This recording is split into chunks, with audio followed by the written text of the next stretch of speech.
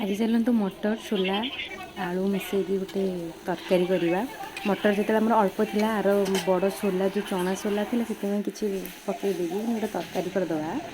ये मो मसला नहीं अदा रसुण पियाज गुजराती डालचीनी कंचा जो पाचला लंका ये ही मुझे मु कड़े किसी चीनी पकई तेजपत्र दालचीनी गोटे पकईदेली पकईदे पियाज को भल भाव में भाजीदेली। पियाज को भल भाव में भाजीदेली भल भाव में भाजीदेला ये आमर जो बड़ चना मटर आलू सब सीझेकी रेडी कर तरकारी तापर पियाज आमर ये भाजी हो गला आगे भल भाव में भाजीद। तापर मुझे जो पाचला लंका नहीं ना राग हम ये अल्प टिके लंका गुंड नहीं तापर मसला को मुझे पकईदेली जो ग्राइंडर कर रखी जो मसला ताको मुझे पकईदी भल भाव टे कषिदेली। कषा भी आमर रेडी हो गलानी टे कषि टे पानी देकी आगे कषिदेवा क्या कंचा स्मेल थी ना टे पानी देके भल भाव में कषिदेली।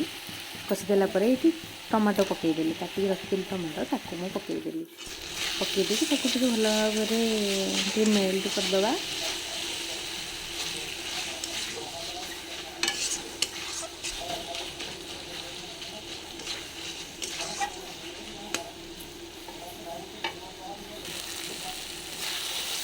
मसला इे मेल्ट भी हो गलानी मसला भी आमर हो पूरा रेडी हो गलानी। स्वाद अनुसार लुण भी पकईदे आपर तरकारी की सीधा मटर जो रखा ताकि भल भाव में फुटईदे फुटी सारापर गरम मसला को मुझे पकईदे तरकारी फुटी आसला फुटिला मु गरम मसला पकईदेली।